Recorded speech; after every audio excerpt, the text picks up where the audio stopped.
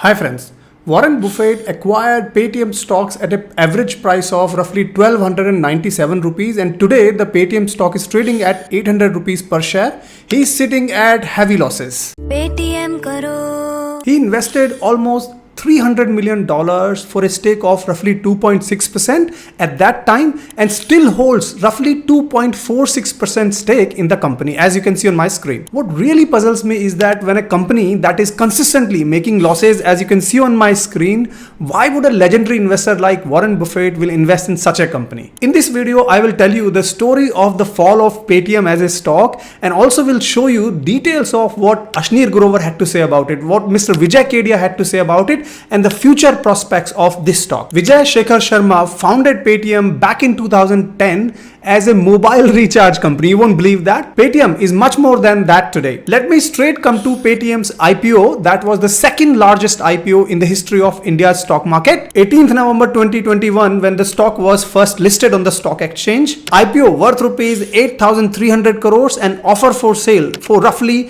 10,000 crore rupees. And this offer of sales consisted the sale by their CEO Vijay Shekhar Sharma for roughly around 402 crores. So the first key takeaway here is that their CEO Mr. Vijay Shekhar Sharma minted crores of rupees while investors lost crores of rupees. Well, not all of them. The first listing day of the stock was down by almost 27% and it has never gone back to its listing price levels. What has caused this fall? Let me quickly tell you. 22nd November 2021, the anchor investor sold their stocks after the 30 days lock-in periods was done. They would have minted crores of rupees, but the stock prices fell by almost 8% in one single day. God only knows at what prices these anchor investors acquired the stock, but if I was a betting man, I would say that they would have minted crores of rupees and they exited as soon as the 30 days lock-in period was done and dusted. So the second key takeaway here is that not only the CEO Mr. Vijay Shekhar Sharma minted crores of rupees, anchor investors also made crores of rupees, leaving the retail investors in misery. Within a month, the IPO was declared as a failure, and when the question was asked to their CEO that, do you consider this IPO overpriced? He did not say yes. Read the comments here, but clearly it was overpriced. The misery did not stop there, and the share prices continued to fall because of their loss-making IPO quarter. If you look at my screen, you will see that their losses was 778 crores in the IPO quarter versus to 482 crores in the previous quarter. 16th February 2022, Paytm started to offer the loans to merchants for up to 5 lakh rupees. But the question comes, why did Paytm started diversifying their business? It is very simple. Their payment business was not profitable at all. As you can see, their take-up rate was only 0.4%. What is take-up rate? It is simply the commission that they make on the payments that is made on the platform. So the third key takeaway is that whenever a business like Paytm or any other business boasts about millions of customers, billions of transactions, what we need to really look at the profitability.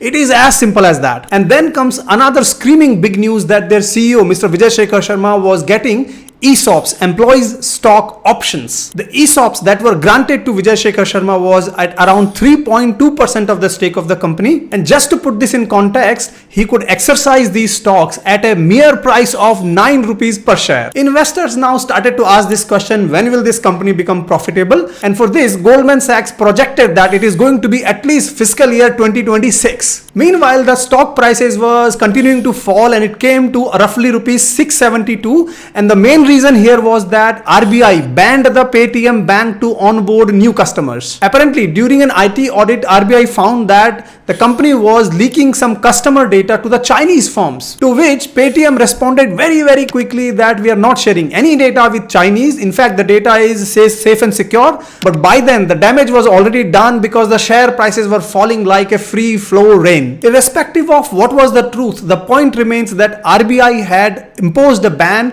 on Paytm the second time. They also did it in year 2018 because of the lapses in the KYC of the customers. The fourth key takeaway here is that the fintech businesses like Paytm are highly regulated businesses, and risk of violating a single rule can send the stock prices to the rock bottom. 17th March 2022, Ashnir Grover tweets, buy. You can see on my screen, this is extremely irresponsible. How can such a big influencer post buy, direct buy recommendation? He can talk about valuations and throw those fancy numbers, but recommending in a public forum saying buy a particular stock is highly irresponsible because it can send so many novice investors to the loss-making path. Also, see these numbers, they're only talking about valuations. Where is the profitability in this? Around the same time, Aditya Puri of HDFC Bank commented this, and this is an extremely important statement because it sums up the core reason of the growth for Paytm's customer numbers. 17th May 2021.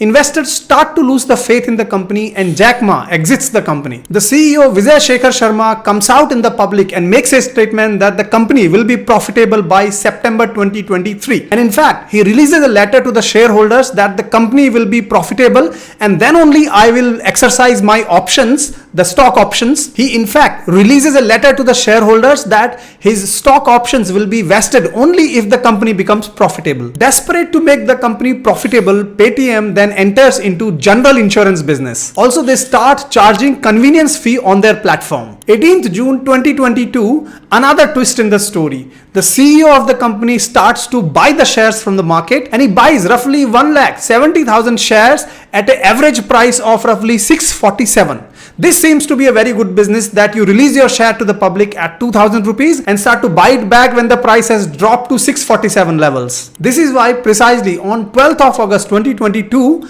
IIAS, which is Institutional Investors Advisory Services, demands for Vijay Shekhar Sharma to be removed from CEO post. However, Vijay still retains the post of CEO. 21st November 2022, this is where the Paytm stock hits the lowest price, which is 465. There were two reasons for it. Number one, SoftBank declared that they are going to sell the shares worth rupees $200 million.